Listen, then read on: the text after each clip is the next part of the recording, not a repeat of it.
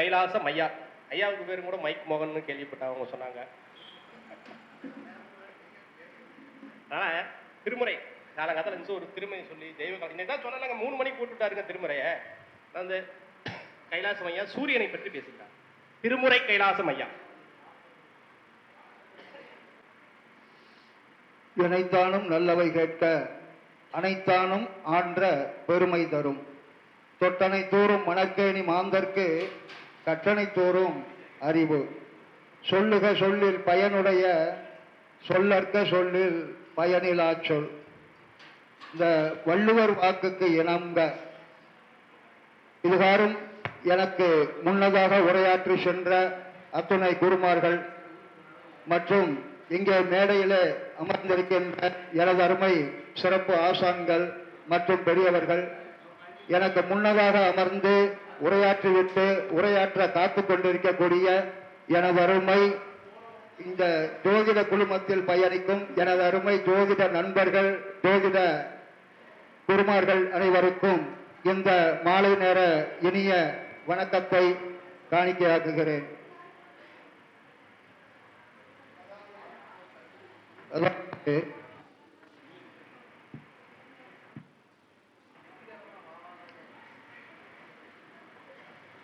வேயிரு ஒளிபங்கன் விடமுண்ட கண்டன் மிக நல்ல வீணை தடவி மாசரு திங்கள் கங்கை முடிமேல் அணிந்து என் உளமே புகுந்த அதனால் ஞாயிறு திங்கள் செவ்வாய் புதன் வியாழன் வெள்ளி சனிபாம்பு இரண்டும் உடனே ஆசரு நல்ல நல்ல அவை நல்ல நல்ல அடியார் அவர்க்கு மிகவே. அதாவது நவக்கிரகங்கள் நமக்கெல்லாம் வாழ்க்கையில் என்ன செய்யும் என்பதை பற்றியெல்லாம் நாம் இப்பொழுது பேசிக்கொண்டிருக்கின்றோம். இந்த நவக்கிரகங்களால் வரக்கூடிய அத்துணைகள் இடர்பாடுகளையும் துன்பங்களையும் கலைந்து அவற்றை நன்மை தருவனாக ஆக்குவது எப்போது? அதே மாதிரி சூரிய பகவான் சீலமாய் வாழ சீரருள் புரியும் ஞானம் புகழும் ஞாயிறு போற்றி சூர்யா போற்றி சுந்தரா போற்றி வீரியோ போற்றி வினைகள் களைவாய் ஓம் அஸ்வத் வஜாய வித்மகே பாசஹஸ்தாய தீமஹி தன்னோ சூரிய பிரஜோதயாதே. நமக்கெல்லாம் இறைவனாக இருக்கக்கூடிய அகர முதல எழுத்தெல்லாம் ஆதி பகவன் முதற்றே உலகு என்று சென்னாப்புலவர் வள்ளுவரின் வாக்குக்கு இணங்க இந்த பிரபஞ்சத்திலே நமக்கெல்லாம் கண்கண்ட தெய்வமாக தினசரி நாம் தொழும் தெய்வமாக அக்காலம் தொட்டு இக்காலம் தொலை இனி வருங்காலங்களிலும் ஒரே தெய்வமாக நமக்கு சாட்சியாக நிற்கக்கூடியவர் சூரிய பகவான். இந்த சூரிய பகவானை பற்றி பேசுவதற்கு சிம்ம லக்கணத்தில் பிறந்த அடியனுக்கு பொன்னான வாய்ப்புகளை ஏற்படுத்தி கொடுத்திய நமது ஜோதிட நண்பர்கள் குழுவிற்கு முதற்கண் எனது பணிவான நன்றியை தெரிவித்துக் கொள்கின்றேன். ஜோதிடத்திலே சூரியனை சிறப்பாக சொல்ல வேண்டும். ஏனென்று கேட்டால் சூரிய குடும்பத்திலே தான் மற்ற கோள்கள் எல்லாம் வருகின்றன. இந்த பிரபஞ்சத்திலே சூரிய குடும்பமானது உருவாகி அங்கே பேரொளியாக சூரிய பகவான் வந்து அந்த சூரிய பகவான் உடைத்து கொடுத்த துணை கோள்கள் தான் பூமி முதற்கொண்டு பூதன் சந்திரன் புதன் குரு சுக்கிரன் சனீஸ்வரன் என்பவையெல்லாம். ஆக அதனாலே தான் சிம்மம் என்று சொல்லக்கூடிய சூரிய பகவான் நடுநாயகமாக நவக்கிரகங்களின் அரசராக காட்சியளிக்கின்றார். ஆக அப்படிப்பட்ட சூரிய பகவான் நமக்கு வாழ்க்கையிலே என்னென்னவாறு நன்மைகளை எல்லாம் வாரி வழங்குவார். அதாவது ஜோதிடத்தில் எடுத்துக்கொண்டோமானால் நமக்கு காலபுருஷ தத்துவப்படி சிம்மம் வீடு 5வது வீடாக வருகின்றது. இந்த 5வதாக வரக்கூடிய இந்த சிம்ம வீடு ஒரே வீடு தான். அதன் ஆட்சி அதிபதியாக இருக்கக்கூடியவர் சூரிய பகவான். 5லே வரக்கூடிய சூரிய பகவான் உச்சமாவதோ காலபுருஷனுடைய 1வது வீடாகிய மேஷத்திலே. இதை எதற்காக நாம் பார்க்க வேண்டும் என்று சொன்னால் இந்த 5ஆம் வீடு என்பது மிகவும் ரொம்ப முக்கியமானது. சூரியன் என்றாலே தலைமை கிரகம், சூரியன் என்றாலே தலைமகன், சூரியன் என்றாலே குடும்பத்தின் மூத்தவர். எல்லாமே அங்கே வந்துடுது. வீரம், செல்வாக்கு, புகழ், அந்தஸ்து, கீர்த்தி, நீங்க என்னென்னலாம் தேடுவையோ உங்களுக்கு அத்தனையும் கிடைக்கக்கூடிய ஒரு பொக்கிஷம் எதுன்னா சூரியன். அதனால தான் என்னவோ முன்னோர்கள்லாம் நமக்கு ஆதித்ய கிருதயத்தை சொல்லி சூரிய பகவானை நாம் வணங்கினால் அத்துணையுமே நம்மை வந்து சேரும் என்று சொல்கிறார்கள். ஒரு ஜாதகத்திலே ஒருவருக்கு சூரிய பகவான் பலம் வாய்ந்தவராக இருந்துவிட்டால் நிச்சயமாக அவர் ஊர் போற்ற, பேர் போற்ற, ஒரு கிராமம் போற்ற, ஏன் ஒரு அரசவை போற்றக்கூடிய அத்துணை தகுதிகளையும் உடையவராக உருமாறி விடுகிறார். ஏன்? அவர் சூரியனால் அவ்வாறு உருவாக்கப்படுகிறார். சூரியனுக்கு மிஞ்சி எதுவுமே கிடையாது. அதனாலதான் அக்னியில வந்து ராமபிரானே சீத்தையை இறக்குனார் இல்லையா? நாம் ராமாயணத்தில் சொல்லுவோம். ஆக காலபுருஷனுக்கு 5வது வீடாக வரக்கூடியது இந்த சிம்மராசி. அது மட்டும் இல்லாமல் அவர் ஒரே வீட்டில் இருந்தாலும் கூட செவ்வாய் பகவானுடைய மேஷராசியிலே உச்சமாகின்றார். செவ்வாய் சூரியன் சேர்ந்தால் அளவுக்கு அதிகமான பலன்களை நம்மால் பெற முடியும் இல்லையா? கோர்ட்டு, வக்கீல், எப்படி வேணாலும் நமக்கு அந்த காரகத்துவங்களை அவர்கள் ஏற்படுத்தி கொடுப்பார்கள். உயர் பதவிகளை அவர்கள் உருவாக்கி கொடுத்து விடுவார்கள். அது மட்டும் இல்லாமல் மற்றவையெல்லாம் நாம் ஓரளவு சூரியனுடைய காரகத்துவங்கள் எல்லோருக்குமே தெரிந்து வைப்பு. இதை தவிர்த்து சூரியனை பற்றி நாம் கொஞ்சம் விரிவாக பார்க்க வேண்டும் என்றால் கொஞ்சம் மகாபாரதம், ராமாயணம் ஆகியவற்றை தொட்டு சென்றால் இந்த சூரிய பகவானினுடைய அந்த சூரிய குலத்தில் தோன்றிய அத்துணை புருஷர்களுடைய வாழ்க்கை வரலாற்றையும் பார்த்தால் இந்த சூரியனுடைய தனித்தன்மையானது தெரிய வரும். உதாரணத்திற்கு பார்த்தீர்களானால் நான் எப்பொழுதுமே சொல்லுவேன், எங்கே போய் நான் மேடை ஏறி நின்றாலும் முதலாக நான் சொல்லக்கூடியது மகாபாரதம், ராமாயணம். ஏனென்றால் இந்த 2 இதிகாசங்கள் இல்லை என்றால் இந்த பூமி கிடையாது. மண்ணாசை கூடாது என்று சொல்வது மகாபாரதம், பெண்ணாசை கூடாது என்று சொல்லுவது ராமாயணம். ஆக இந்த மண்ணும் பெண்ணும் தான் இந்த உலகத்திலே நமக்கெல்லாம் ஆட்சி செய்து அவற்றையெல்லாம் அடைவதற்காகத்தான் வாழ்க்கையில் போராடுகிறோம். ஆக இதன் மீது நாம் பற்று வைக்க கூடாது, நம் கடமையை மட்டும்தான் செய்ய வேண்டும் என்று சொல்லிக் கொடுப்பதுதான் மகாபாரதம், ராமாயணம். இவைதான் இந்த 2மே நமக்கு வந்து 2 கண்களாக இந்து மதத்திலே போற்றப்படுகிறது. அப்படிப்பட்ட இந்த ராமாயணத்திலே பார்க்கும் பொழுது பார்த்தீர்களானால் ராமபிரான் அவதரித்தது சூரியகுலம். நான் ஏன் அதை சொல்லுகிறேன் என்றால் சூரியனுடைய தனித்துவங்களை சொல்ல வேண்டும். அப்ப சூரிய குலத்தில் தோன்றவர்கள் எப்பேற்பட்டவர்களாக இருப்பார்கள் என்பதை சொன்னால்தான் அந்த சூரியனுடைய பெருமைகள் வெளியே தெரிய வரும். ஆக அங்கே உருவாகி இந்த சூரிய குலத்தை தோன்றியவர்கள் பார்த்தீர்களானால் பகீரத சக்கரவர்த்தி. நம்ம சொல்லுவோம், யாராவது ஏதாவது ஒரு முயற்சி பண்ணோம்னா சொல்லுவோம், என்னப்பா பகீரத முயற்சி பண்றியப்பா. இப்பெல்லாம் அந்த வாக்குகள்லாம் மறைஞ்சு போச்சுன்னு நினைக்கிறேன். அப்படித்தானே?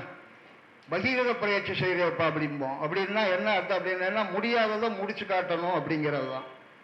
தன்னுடைய முன்னோர்கள் எல்லோரும் ஆத்மா சாந்தி அடையாமல் ஆவியாக அலைந்து கொண்டிருந்த போது அவர்களுக்கெல்லாம் மோட்சத்தை வாங்கி கொடுக்க வேண்டும் என்பதற்காக இந்த பகீரத சக்கரவர்த்தி கங்கையை பூமிக்கு கொண்டு வந்தார். அப்ப எவ்வளவு பெரிய சாதனையை இந்த சூரிய குலத்துல சேர்ந்தவங்க செய்திருக்கிறார்கள். அங்கே வந்தவர் தான் இந்த பகீரத சக்கரவர்த்தி. அவருடைய ஆணைக்கிணங்க, அவருடைய தவத்திற்கிணங்க கங்கையானவர்கள் பூமிக்கு வந்து இன்றைக்கும் கங்காதேவி பூமியை வளப்படுத்திக் கொண்டிருக்கிறாள். அப்ப சூரிய குலத்தில் தோன்றியவர்கள் செய்த அருமை பெருமைகளை இன்று நாம் அனுபவித்துக் கொண்டிருக்கின்றோம். ஒன்று. அதற்கு அடுத்தபடியாக பார்த்தீர்களானால் சிபி சக்கரவர்த்தி. நான் குறிப்பிட்ட சில பேர் அதுல எடுத்துக்காட்டா சொல்ல விரும்புறேன். இந்த சிபி சக்கரவர்த்தி என்ன செஞ்சிருக்காரு அப்படின்னு பார்த்தீங்கன்னா, இன்னைக்கு எல்லாருமே புறா கறி சாப்பிட்றோம், எல்லாமே கறி வகைகள்ல வெட்டுறோம். ஆனா அதே புறாவை என்ன செஞ்சிருக்காரு, தன்னுடைய அரண்மனையில் உலாவிக் கொண்டிருக்கும் போது இதே சிபி சக்கரவர்த்தி சூரிய குலத்தினுடைய வம்சமாக தோன்றியவர் தன்னுடைய அரசவையில இருந்து உலாவிக் கொண்டிருக்கும் பொழுது அரண்மனை அந்த புறத்திலே ஒரு புறாவானது வேடுவனால் தாக்கப்பட்டு அங்கே வந்து விழுந்து விடுகிறது. அப்பொழுது அவர் அதை பார்க்கிறார். இரத்த காயமுற்ற அந்த புறாவை எடுத்து சிகிச்சைக்காக தன்னுடைய அரண்மனை வைத்தியரிடம் கொண்டு செல்கிறார். இந்த அரண்மனை வைத்தியரோ அதை பார்த்துவிட்டு இதற்கு கரியானது கீழே விழுந்து விட்டது அம்பு பட்டதனால், அந்த இடத்தை அடைப்பதற்கு ஏதாவது கரி வைத்துத்தான் அதற்கு வைத்தியம் செய்ய வேண்டும் என்று கூறியவுடன் தன்னுடைய தொடையினை அறுத்து எடுத்து கொடுத்து இந்த கரியை வைத்து அதை சரி பண்ணுங்கள், அந்த புறாவிற்கு உயிர் கொடுங்கள் என்று கூறுகிறான். ஆக சூரியகுலத்தில் தோன்றியவர் அந்த சிபி சக்கரவர்த்தி கொடுப்பதையே தன்னுடைய கொள்கையாக இருக்கிறார். தன் உறுப்புகளை கூட தனக்கு பயன்படாவிட்டாலும் பரவாயில்லை, ஒரு உயிர் பிழைக்க வேண்டும் என்பதிலே செய்கிறார். அதற்கு அடுத்தபடியாக ஹரிச்சந்திர மகாராஜா, நாம் எல்லாம் சொல்லுவோம் பெரிய ஹரிச்சந்திர மகாராஜா உண்மையை சொல்றாரு அப்படின்போம். இன்னைக்கு எல்லாமே அன்னைக்கு நல்லதுக்கு சொன்னதெல்லாம் இன்னைக்கு விளையாட்டாகி போச்சு. நான் சொல்ல வேண்டிய கட்டாயத்துக்கு நம்ம எல்லாம் இருக்கோம். கலியுகம் அப்படித்தான் போய்கிட்டு இருக்கோம். எதுக்காக சொல்றோம் அப்படின்னா, ஒரு யுகத்துல பாத்தீங்கன்னா முதல் யுகத்துல திரேதா யுகத்துல தர்ம பசு 4 காலோட நின்றுச்சு. அடுத்த திரேதா யுகத்துல பாத்தீங்கன்னா தர்ம பசு 3 காலோட நின்றுச்சு.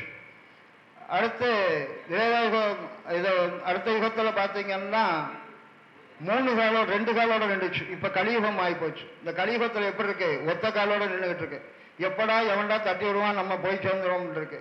அப்ப தர்மத்துக்கு இப்ப சொல்றோம்ல, எங்கேயோ ஒருத்தன் நல்லவன் இருக்கான்ப்பா, அதான் ஊருக்குள்ள மழை பெய்யுதுரா, இல்லைன்னா சுத்தமா நம்ம குடிக்க தண்ணி இருக்காதும்போம்.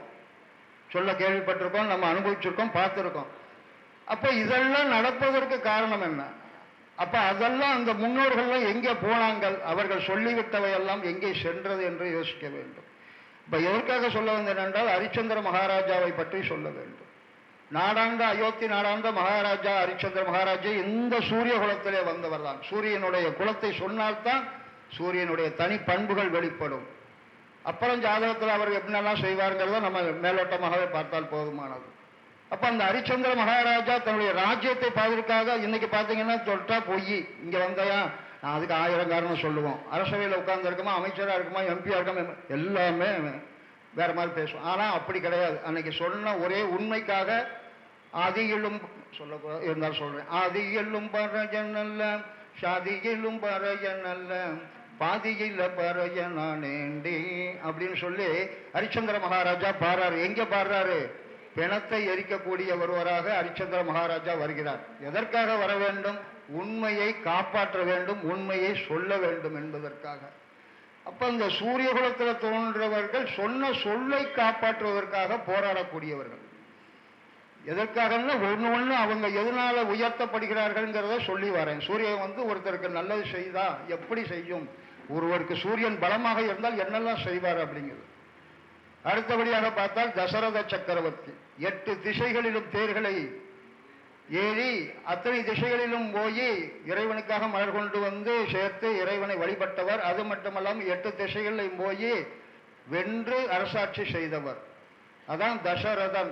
10 திசைகளுக்கும் சென்று தன்னுடைய குதிரையின் மூலமாக 8 திசை கீழே, மேலோர் திசை கீழோர் திசை, மேலோகம் கீழோகம் எல்லா லோகத்துக்குமே போயிட்டு வந்தவர் தசரத சக்கரவர்த்தி. ஆக அவருக்கு அவ்வளவு பெரிய வலிமை, அவ்வளவு ஆற்றல் இருந்தது. அந்த தசரத சக்கரவர்த்திக்கு அடுத்ததாக வந்தவர் தான் சீதாராமர், ராமபிரான். அப்ப அந்த சூரிய குலத்தில் வந்தவர்களெல்லாம் நாம் வழி நடத்தி பார்க்க வேண்டும். அப்ப இந்த ராமபிரான் வந்தால் சாதாரணமாகவே நாம் சொல்லலாம், ஸ்ரீராம ராம ராமேதி ரமே ராமே மனோரமே சகசிரநாம தத்துல்யம் ராமநாம வரணை ஜெய் ஸ்ரீராம் ஜெய் ஸ்ரீராம் ஜெய். இந்த ராமபிரானை பத்தி சொல்லும் போது பெருமாளே என்ன செய்கிறாரு? பூமியில அவதரிக்கிறாரு. எவ்வளவோ குலங்கள் இருக்கிறது. ஆனா அவர் எடுத்துக்கொண்ட குலம் எது? சூரிய குலம். எதற்காக அந்த குலத்தை தேர்ந்தெடுத்து வந்தார் என்றால், அந்த குலத்திலே பிறந்தால் சூரியன் எப்படி தன்னுடைய சூரியன் ஏதாவது லஞ்சம் வாங்கிட்டு ஒதுக்கிதா, இல்லை லஞ்சம் வாங்கிட்டு மறைஞ்சு போகுது, அப்படிலாம் கிடையாது. அதனுடைய கடமை மக்களுக்கு பணி செய்ய வேண்டியது, வெளிச்சத்தை கொடுக்க வேண்டியது, அவர்கள் இருளை போக்க வேண்டியது. அந்த ஒரு கடமை தான் சூரியனுக்கு கொடுக்கப்படுகிறது.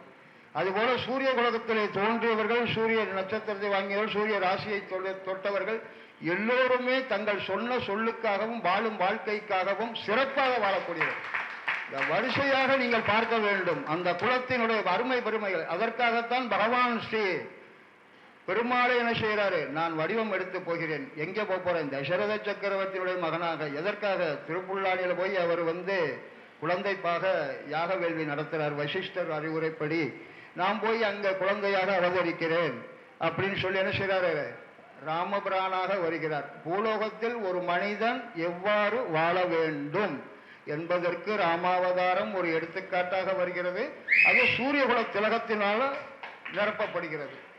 அப்ப அந்த ராமரை பற்றி சொல்ல வேண்டும். ரா என்றால் இரவு, மண் என்றால் அகற்றுபவர், இருளை அகற்றுபவர். அப்ப யாருங்க? இருளுக்கு அரசன் யாரு? சந்திர பகவான். அப்ப தோன்றினது எங்க? கடகராசியில. புனர்பூசம் நட்சத்திரத்தில் குரு பகவான் உச்சம் பெறக்கூடிய நட்சத்திரத்தில் பிறந்தவர் யாரு? சீதாராமன். அப்ப அவரோட என்ன செய்யறாரு? சூரிய குலத்துல தோன்றதுனால தசரத சக்கரவர்த்திக்கு நம்ம படிச்சிருப்போம் 60,000 மனைவிகள். ஆனா இவர் என்ன செய்யறாரு? ஏகபக்தினி விரதனாக இருந்து தன்னுடைய தந்தைக்காக பெயரை வாங்கி கொடுக்கிறார். குலத்தின் பெருமையை காத்து நிற்கிறார். அது ஒரு விஷயம். அடுத்தபடியாக ராமன் அப்படின்னு சொன்னாலே ஒரு சொல், ஒரு வில், ஒரு இல். அப்படின்னா என்னங்க? ஒருவருக்கு ஒருத்தி, மற்றவர்களை ஏறெடுத்தும் பார்க்க மாட்டார். ஆமா, சீதையை கல்யாணம் பண்ணோன்னே சொல்லிடுறாரு, இந்த இப்பிறவிக்கு இரு மாதரை என் சிந்தையிலும் தொடேன் அப்படின்னு சொல்லி. நம்ம யாராவது மனைவிக்கு வரம் கொடுத்துருக்கோமா? ஒன்று நகை தான் வாங்கி கொடுப்போம், அதுதான் நமக்கு தெரிஞ்சது. அவர் வரம் கொடுக்குறாரு. சீதை கேட்குறாங்க, ஏங்க நீங்கள் அண்ணனும் நோக்கினார் அடியானும் நோக்கினான்னு சொல்லி வந்துட்டீங்களா? எங்க என்னைய மாதிரி எத்தனை பேரை பார்த்துட்டு வந்தீங்களான்னு கேட்கக்கூடாது இல்லை? அதனால என்ன சொல்றா, முதல்ல போனோம்னு வரத்தை கொடுத்துருப்பா, என்னையை தவிர வேற ஒருத்தைய பார்க்கக்கூடாது, கண்டிப்பா தரேம்மா அப்படின்னு சொல்லிடுறாரு. என்ன சொல்லிடுறாரு? இந்த இப்பிறவிக்கு இரு மாதரை என் சிந்தையாலும் தொடையன் என்ற செவ்வரம் அழைத்தார். வரம்னு சொல்லல, செவ்வரம். கொடுக்க முடியாத வரம்ங்க, மனசுல கூட தொட மாட்டேன் இன்னொருத்திய. அது அதே மாதிரி ஒரு சொல், ராமபிரான் ஒன்று சொன்னா சொன்னதுக்காகவே செய்வார். தந்தை சொல் மிக்க மந்திரம் இல்லைன்னு, அது சூரியன் தான். சந்தைனா யாரு? சூரியன் தானே. தந்தை சொல் மிக்க மந்திரம் இல்லைன்னு சொல்லி 14 ஆண்டுகள் போயிட்டு போறேன். நான் இந்த பதவி விட்டே போக மாட்டேன், நீ வேணா 14 வருஷம் போ, நீ இருந்துக்கோ, அனுபவிச்சுட்டு இனிமே என்ன போற, காடு வாங்குது, வீடு போங்க, நீ போ அப்படின்றோம். அவர் என்ன சொன்னாரு? என் தந்தை இங்கு இருக்க நான் வனவாசம் செல்கிறேன் அப்படின்னு போறார். எத்தனை வருஷம்? 1 வருஷம் 2 வருஷம் இல்லை, 14 ஆண்டுகள். அப்ப அந்த சூரிய குலத்தில் தோன்றவங்க மட்டும்தான் அந்த வாக்குறுதியை கொடுத்து நிறைவேற்ற முடியுங்கிறதுக்காண்டி தான் இந்த ராமாவதாரம். ஒரு சொல், அடுத்து ஒரு வில். ராமபிரான் எடுத்துக்கொண்ட அம்புவானது அம்பரா துளிகளில் இருந்து எடுக்கப்படக்கூடிய அம்பு எந்த திசையை நோக்கி செல்ல வேண்டுமோ, எந்த இலக்கை அடைய வேண்டுமோ அதை அடையும். அதை எவரும் தொட முடியாது, தடுக்க முடியாது. அந்த சக்தி யாருக்குமே கிடையாது. செயலாற்றக்கூடிய சக்தியை ஒருங்கிணைத்து ராமபிரான் பானம் அனுப்புவார். அந்த பானத்துக்கு எல்லாரும் பதில் சொல்லணுமே தவிர அந்த பானம் திரும்பி அவர் அம்பரா துணிகளை அலங்கரித்ததாக எந்தவித புராணங்களிலும் இதுவரை எழுதப்படவில்லை. ஏனென்று கேட்டால் அவ்வளவு ஒரு சொல்மிக்கவர், கொடுத்த சத்தியத்திற்காக காத்து நிற்கக்கூடியவர், அவ்வளவு பெரிய பேறுகளை பெற்றவர்கள். யார் என்று கேட்டால் சூரியகுல திலகங்கள். அப்பேற்பட்ட சூரியகுல திலகத்திலே, சூரிய பகவானினுடைய அனுக்கிரகத்திலே எங்கேயாவது நாமும் ஒரு இடத்துல அவங்களுடைய வாடகை எங்கேயாவது தென்பட்டு அதில் போய் நம்ம ஒதுங்கி இருந்தாலே என்ன செஞ்சலாம்? மோட்சம் பெறலாம். ஆக அப்பேற்பட்ட இந்த சூரிய பகவானினுடைய சிறப்புகளை, அவர்கள் குலத்தில் வந்த அருமை பெருமைகளை பேசுவதற்கு நல்லதொரு வாய்ப்பை ஏற்படுத்தி கொடுத்த அத்துணை நல் உள்ளங்களுக்கும் கோடான கோடி நன்றிகளை தெரிவித்து தங்களிடமிருந்து விடைபெறுகிறேன். திருமுறை தூத்துக்குடி ஆவண்ணா கைலாசம் அவர்கள். நன்றி நன்றி நன்றி.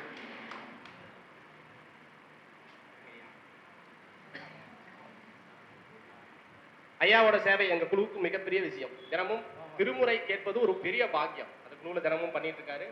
என்ன தலைப்புலங்கயா பேசுறேங்க? உங்க லக்கணம் என்னங்கயா? சூரியனை பத்தி பேசுறேன். எந்த தலைப்பு கொடுத்தாலும் இல்லையாட்ட அடிச்சுட்டு ஐயா கிங்கு.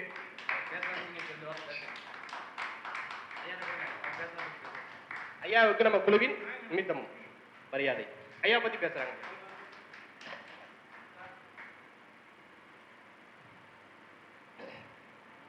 ஐயாவுக்கு புதுசா பட்ட பேர் நம்ம ஒரு பட்டத்தையே கொடுத்துருக்கோம், திருமுறை கைலாசம் ஐயா.